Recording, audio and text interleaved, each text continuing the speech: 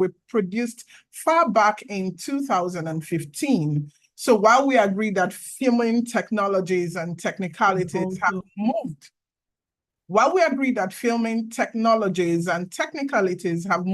from what was obtainable then, reviewing this production recently, the content of this 2015 documentary remains true and relevant to what is obtainable within the shipping industry in Nigeria. Nothing much has changed many years after. So Green Waters is a story of the indigenous ship owning in Nigeria, and it highlights the challenges faced by Nigerians in the ship owning industry. And despite the numerous roadblocks, the documentary showcases the resilience and the potential of Nigerian entrepreneurs in the maritime sector. So while we hope you have a pleasant viewing, we would like to thank you for again joining this episode. We also appreciate Stack Marine Offshore, which always supports this broadcast. We hope you really enjoy the show.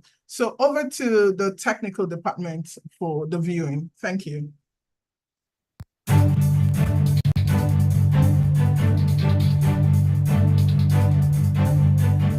Nigeria was named Africa's second leading ship-owning country in the 2015 Review of Maritime Transport by the United Nations Conference on Trade and Development, UNCTAD. This is a rather impressive achievement.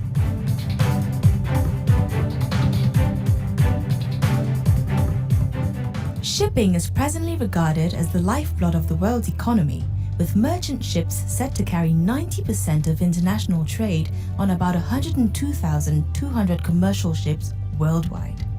Bulk carriers, tankers, container vessels, cruise vessels, fishing trawlers, and many other kinds of ships move across country borders, thereby aiding international trade and generating revenue.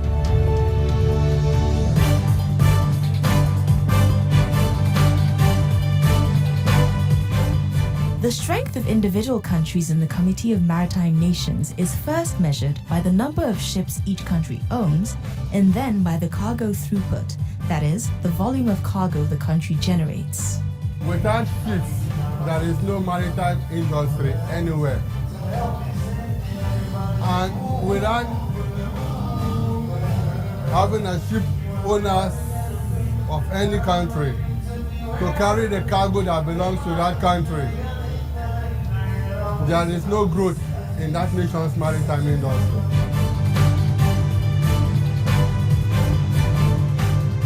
Today, many maritime nations focus on exploiting their geographical advantage in addition to growing their indigenous fleet. With a coastline of over 750 kilometers, several ports, oil terminals, jetties, and a population of over 180 million people, Nigeria is a nation with great maritime potential. Nigeria is also referred to as a cargo owner as well as a cargo destination. We are hoping that indigenous ship owning would really take off. And again, we generate a lot of cargo, millions of tons every year. We are export dependent, we are import dependent. Records indicate that in West and Central Africa, Nigeria generates more than 70% of the cargo throughput. Crude is her major export. What are the spiral effects of Nigerian ship owners operating successfully within the industry and within the country? What impact does that have on our employment, on our job generation? That's what we need to look at. What is the impact of owning one ship on the whole Nigerian economy? I don't think anybody has sat down to look at the issue of shipping as a cluster, as the impact it has on everything. I have a story, a write-up by the Greek shipping industry where they talked of the impact of shipping, the maritime sector, as a cluster to the Greek economy. Various products and brands from all over the world are usually shipped in and have their wares displayed in Nigerian stores. According to the National Bureau of Statistics, NBS, Nigeria's crude oil exports in 2015 accounted for 71.4% of her total exports. 32.4% of imports into Nigeria in 2015 consisted of machinery and transport equipment. Mineral fuel accounted for 18.5%, while food and live animals made up 15% of the total import volume. This is in spite of the fact that imports into Nigeria in 2015 fell by 9.2%. But there is no gainsaying the fact that Nigeria has potential to earn huge revenue from her shipping industry. For some of us, we think that the maritime sector of this country is still very much at the embryo stage. For the opportunities that abound, we are not even taking advantage. If the government should drive the right policies, the people that will profit is government, because there will be creation of employment, there will be a positive socioeconomic impact on our economy, there will be a reversal of the capital flight that we are experiencing right now, there will be transfer of skill positively to the system. So all this will accrue to the government taking credit for it. But if the sector remains untapped, not much would be achieved. As far as the Nigerian sphere is concerned, we can do better. One of the things we have discovered is that we haven't really been able to dominate shipping within the domestic waters, let alone regional or deep sea. The government had tried a couple of times to see how it could use legislation to get this done. For instance, we had a law in 1987, the National Shipping Policy Act, but it was discovered that that actually was made to encourage deep sea shipping and actually did not give incentives for developing the local shipping, local sector. And people say charity begins at home. The player is an instrument that government can use to achieve policies that will affect the overall social economy. A couple of years back, we had about 38 companies involved in deep sea fishing. Right now, we are less than 9. And Nigeria had over 200 trawlers. That was our fleet. Right now, we are not up to 100. We don't have up to 100. And we used to rank number 2 in the non-oil exports foreign exchange earners for the country. I don't even bother to ask for the statistics. So it is a business that has been left to die. And the question is why?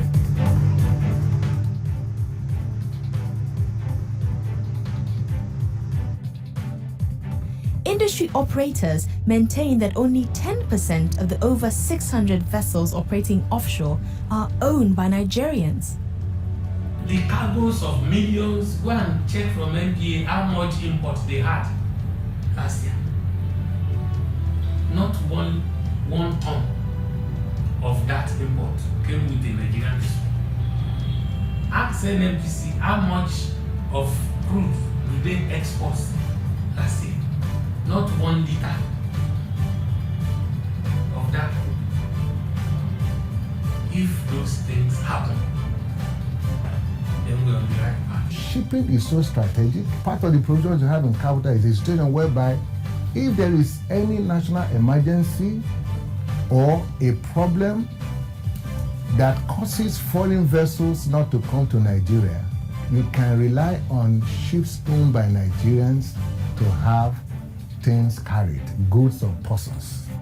The African Union Commission, through Agenda 2063, has launched a campaign which demands member states to urgently key into the blue sea economy and develop capacity to own vessels.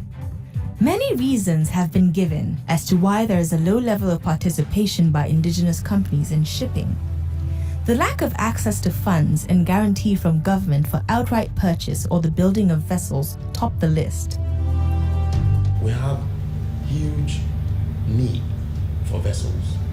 And thankfully, because of the Nigerian Nordic Pact, which really and truly doesn't specifically say that vessels must work there, but it can rest on the Cabotage Act that says a vessel built, owned, or should work first, seemingly some sort of right of first refusal. So that's an industry that we can start with. think vessels are not things, or ships generally, are not things that you just jump into. I think it's something that you have to scale up over time. The absence of policies that support the investment of nationals in the sector, the abuse of the waiver clause in the Cabotage Act, poor corporate governance, the dearth of skilled workers, and an insufficient understanding of the business context of shipping. I think why this is the case is that the institutional, policy, regulatory, and legal framework has not been correct. Government is not sure whether it wants to allow private sector to intervene or whether it, as government, will be the key operators. And so the last big example of Nigeria as a powerful maritime nation was a long time ago, maybe 1976, when we had about 46 vessels under the NNSL. The ball disappeared. But why no one can decide whether the government or the private sector should drive shipping? So I don't know. That's the problem. I think the government has a lot to do in the area of promoting ship owners in Nigeria. In terms of contracts, contractual cycle sometimes takes forever. All right, so most of those assets were purchased based on long-term contracts. And now, when you have short-term contracts, you can't pay for the vessels. So I think NNPC, which is represented by NAPI, should help us in the area of having long-term contracts that we can use to pay for these assets that we acquired.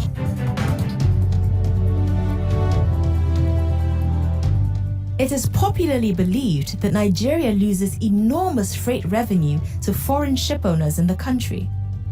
Depending on their use, size, and configuration, ships cost millions of dollars. The experience in Nigeria is such that many ship owners resort to buying a second-hand vessel or scrap vessels due to the lack of funds. Nigerian owners are forced, due to lack of financing, to buy older vessels. And of course, naturally, these older vessels, the operating costs are a lot higher than the more modern vessels, which have a lower cost of operation than the older ones which are being acquired right now. So what happens is that the operating costs are quite high. Whereas you have the international players, more foreign owners, who are bringing in more newer and more modern vessels, whose cost of operations are not lower, and therefore they are able to charge lower freight rates. They don't need to acquire scraps or second-hand vessels. You know, it will be sufficient for people who build ships to get government guarantees. So government can actually support you without putting a penny on the table. So government itself has to do the due diligence on the person who wishes to buy a vessel. Until when CBN, federal government, and the Ministry of Transportation understands that they have to come in and bail out ship owners in this country, we may not be able to get to where we're supposed to be. As they've done for the aviation and the agriculture, which have put agriculture in the forefront, they also need to do it for the shipping. The Nigerian government in times past made unsuccessful attempts at funding the development of a national fleet, as well as the building and acquisition of ships by indigenous companies. Some of these failed attempts include the defunct Nigerian National Shipping Line, NNSL, the failed Ship Acquisition and Shipbuilding Fund, SASBF, and the defunct National Unity Line, NUL. The NNSL is today credited with producing one of the finest crop of shipping experts and seafarers in Nigeria. Training programs at that time were structured to meet the need of the industry. The government also made funds available to private investors for the purchase of vessels through the Ship Acquisition and Shipbuilding Fund, SASBF project, which failed during its first test run. To be fair to the government, they have absolutely invested a lot of resources in trying to develop indigenous capacity, starting from when the NNSL was established years ago. And over the years, of course, as the fleet, the initial fleet that they started with aged, the government invested money. But you see, I think that the government was served by ill advice in terms of the type of ships it bought and when it bought them. Let's look at the retonnaging exercise that the government embarked upon in, I think it was around 1979, where the government embarked on a major fleet retonnaging exercise, and they bought what was then thought to be a modern fleet. We bought ships that really had that V shape, when the trend at that time was for vessels that were wider and squat. The second problem that they had again was issues such as the size of engine on the ship will determine the amount of consumption of fuel.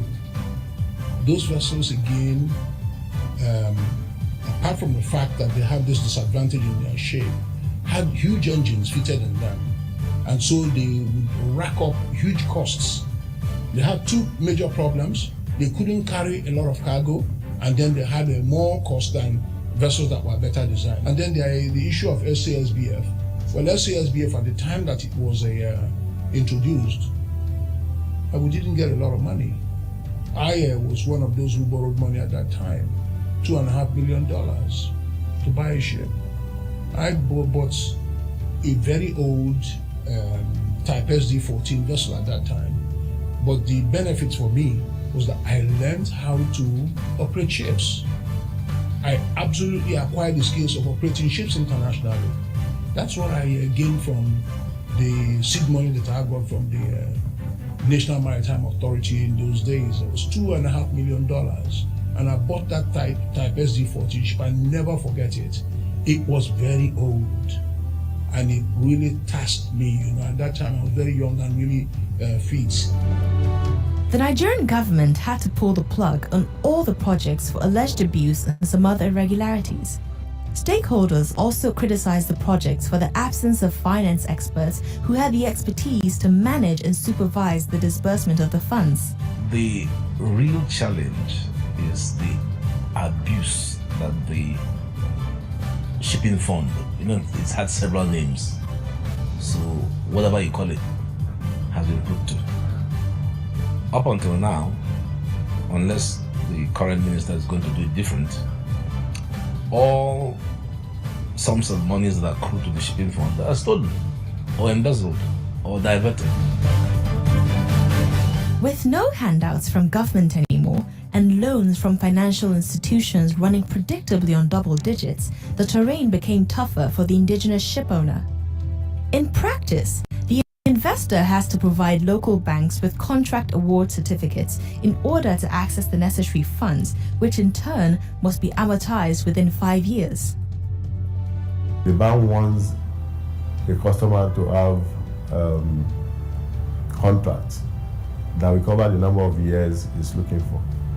The oil companies that are going to hire the vessels, they cannot give a long contract. Number one. Number two, they don't want to give you any contract until when you have secured the vessel. And it now comes out which one comes first. I can conveniently say that ship ownership and management in Nigeria is not a profitable venture because of so many factors. We have put in the horse before the cart. On a personal note, I will tell you that most of the ship owners are perpetually in debt. If I take $20 million to build a ship and I'm going to take 8 years to pay back, believing that there's a job for 8 years, but after the first 5 years you have no guarantees, then before you pay back, you probably have another contract opportunity where you have to build another ship. You take another money. So you are perpetually in debt. We do not have a financial support or system or structure that supports the industry compared to international ship owners or what is obtainable elsewhere. Though the government, through some laws also, have put in some what is called intervention funds, like the CVFF of cabotage, which unfortunately up till this moment it has never been disposed. Nigerians have been having problems securing funds from banks to acquire ships, especially because of either the loans are short-term instead of long term, or the interest rate so high that they could not actually be encouraged to get these done. Their foreign counterparts, on the other hand, are guaranteed by their governments and have access to loans with interest rates lower than 5%, which are payable within a period of 15 to 20 years. Prior knowledge of logistics requirements will allow indigenous ship owners to service the needs of the demanding sectors. But in spite of these challenges, a few indigenous ship owners have literally taken the bull by the horn and are thriving in the sector.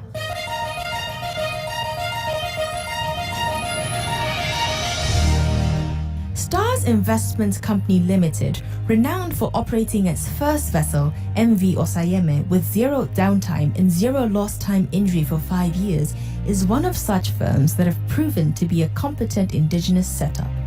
There's a lot of behind the scenes work going on by all departments to ensure that that ship that's out there is the crew are well taken care of, their welfare is taken seriously.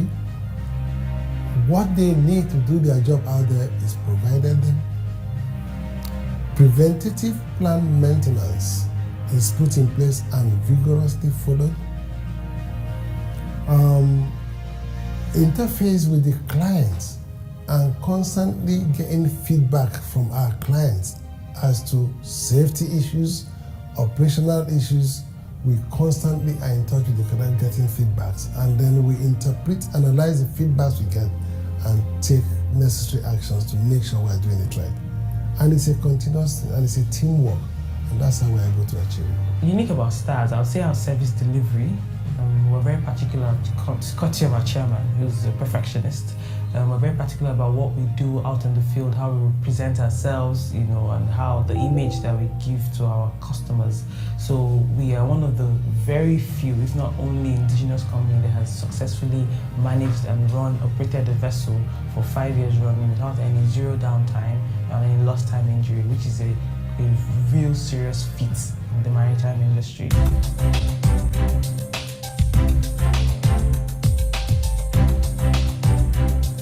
Run by Mr. Greg Ogbefun, a marine engineer and ship surveyor by training, the Marine Logistics Company was established in 1986. After I left higher school, Edo College, Benin City in 1971, I had the privilege of a Shell BP scholarship to be trained as a marine engineer in the UK in 1972. And in the UK, Shell Tankers was the company that midwifed my training through college, through their ships, until I qualified as a chief engineer with first class combined steam and motor in 1980.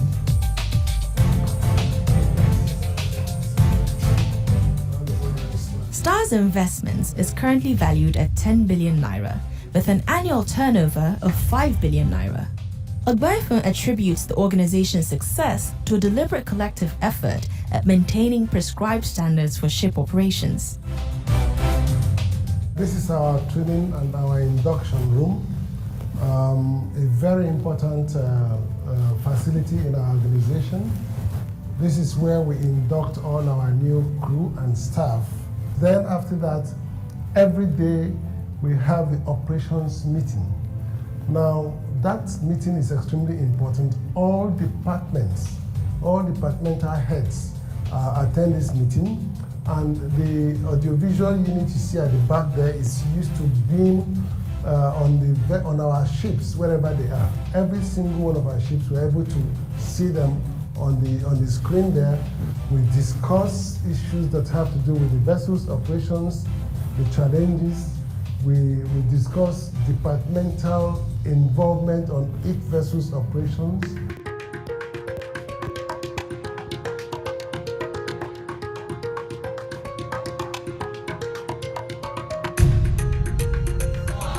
At Stars, safety, the commitment to excellent service delivery, and a knowledgeable team are considered the fundamentals of success in ship operations. I would like to say that one of the reasons I have found it I've been able to survive in this business in this country is because of the fact that I'm a marine professional.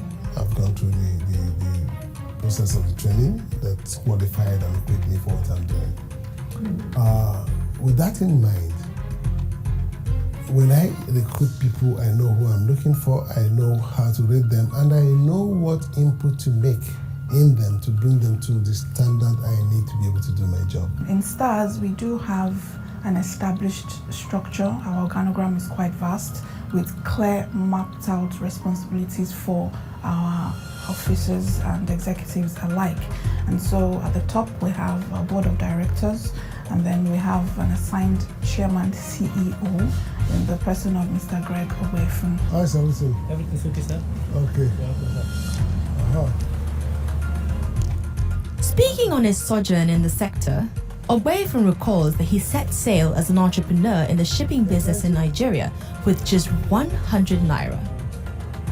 STARS Investments Company Limited in 1986, when I started, was a one-man company. I was the only staff.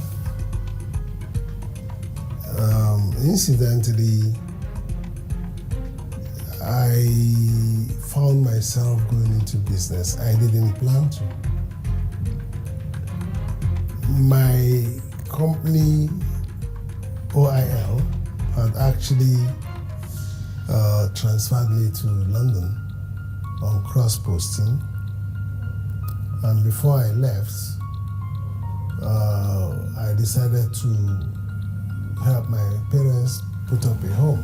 So I sold everything I had to build a house. And I was just finishing that for them in Benin. It was in 1986 when I was asked to resign my appointment for circumstances that were more personal than official. So at that time I only had 100 naira debts. I felt maybe I should look at working for myself. So what I did was to begin to do more of consultancy jobs which were not capital intensive, like service and inspections and all of that, and gradually built up capital. I'd like to mention an interesting opportunity that came. The Nigerian government bought a ship called the MT Tuma. That vessel was bought primarily for the purpose of using her as a storage tanker for petroleum products from where it will be distributed. So that ship was anchored off Bonny, but before they could put the ship to work, there was need to tank clean that vessel.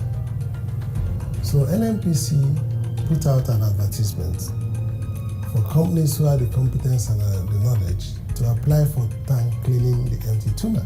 I was trained by Shell Tankers UK, so I spent all my sea time on tankers, even when I was in Kuwait. So issues about tank cleaning is something that I was quite familiar with. So I applied for that job. I remember I bidded something like 987,000 naira, which at that time in 1987 was quite some money. But I also found out that only foreign companies were the other people that bidded for that job. And these foreign companies were bidding amounts in millions of naira. So when all the bids went in, a meeting was called of all the companies, and then we all came. I was the only black man, or brother company representative was an expatriate. And the management of NNPC was asking us how we were doing the job to defend that proposal. Some of the questions that were asked the other bidders, they said, oh, we'll have to go back to our head office, I will come back to you and that kind of thing. But I began to copy the questions they couldn't answer. So when it got to my turn, I took permission of the panel to say, listen, I would like to comment on some of the questions that my colleagues here couldn't answer. So I ended up giving a lecture on the process of doing tank cleaning on such a vessel. And everybody said that was nice. And of course, I got this job of 987,000 naira in 1987. When I finished the tank cleaning contract. I made a profit of about 250,000 naira. I now found myself stars owning 1 ton and 3 badges.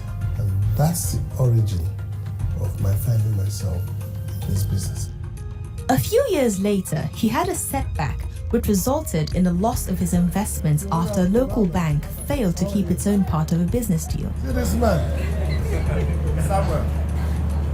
Very good. Today, the Stars Group owns 3 companies: Stars Investments Company Limited, Stars Shipyard, and Eagle Watch Security Company.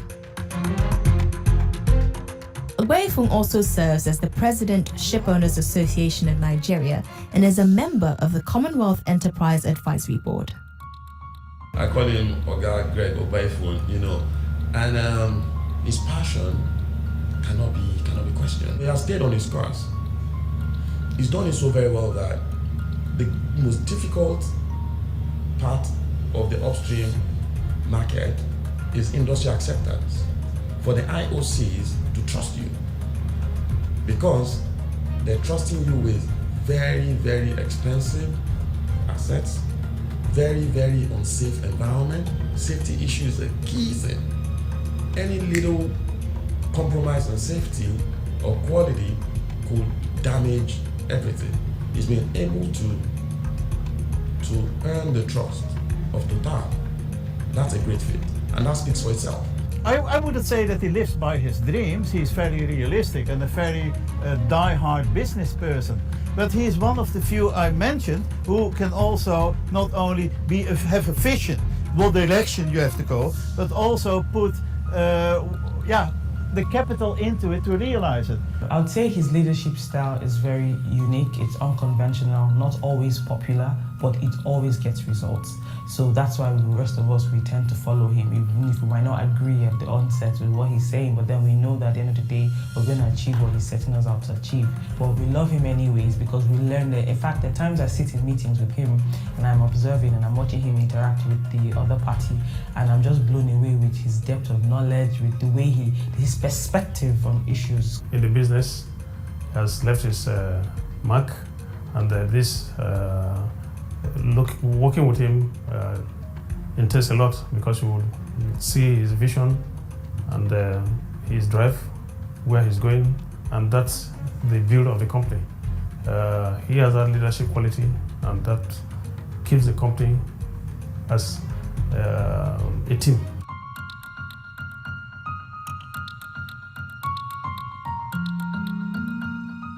Stars Investments Company Limited, endorsed by Pricewaterhouse UK, now partners with Helios Investment, an Africa-focused private investment firm, for the funding of their contracts.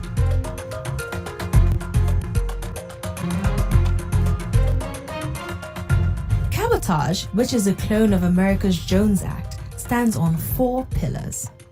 Vessels operating within the nation's coastal and inland waters must be built in Nigeria, owned by Nigerians, manned by Nigerians, and registered in Nigeria. Through a waiver system approved by the Minister of Transport, foreigners are allowed to take on projects where there's a lack in local capacity. In order to further facilitate the acquisition and ownership of vessels to be employed in the domestic coastal trade by indigenous companies and Nigerian citizens, the Cabotage Vessel Finance Fund, CVFF, was established. The CVFF is made up of a 2% mandatory surcharge of contracts performed by all cabotage vessels, tariffs, fines, and fees for licensing and waivers, interest paid on and repayment of principal sum of loans granted from the fund, and any other sum approved by the National Assembly. 2% of the sum realized from any contract performed by any ship engaged in cabotage trade must be paid to that fund, which is Capital Vessel Financing Fund. That's what the Cabotage Act is. Within the last 10 years, 4 banks were appointed primary lending institutions responsible for managing the disbursements of the Cabotage Vessel Finance Fund to indigenous companies. Indigenous companies were also scrutinized, out of which 6 were certified to receive a maximum of $25 million each from the CVFF. but still, it is yet to be implemented. Critics of the CVFF fault the management of the funds by public servants and have requested the government to engage the services of financial institutions instead. I think the best way is for government to announce an enabling policy and bring in the private sector wholly into the process. If they were to bring in the banks, banks have a way of knowing who are the best customers, who have good business plans to support. They need consultants that are good in banking and in ship finance.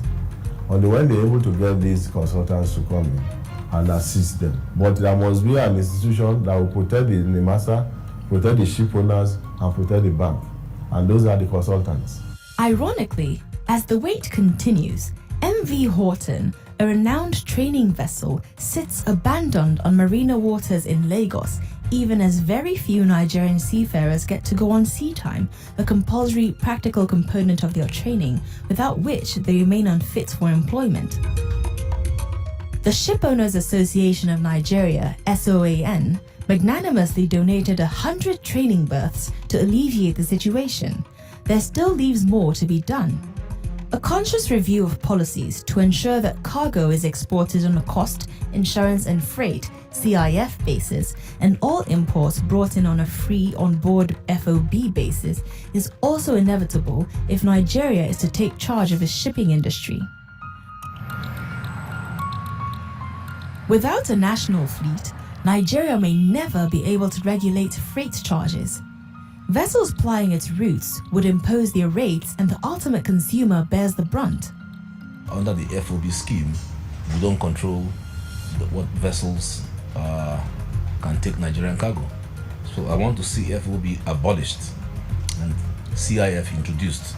That would be a very strong incentive to ship owners to get into the business. An enabling environment would be one in which indigenous ship owners actively participate in sea trade and are given a right of first refusal on contracts. It is fundamental for government to streamline the functions of agencies such that they do not conflict, and also to jettison complicated procedures for a simplified one-stop shop. Nigeria's apex bank, the Central Bank of Nigeria, CBN, also needs to come up with fiscal policies that would facilitate shipping.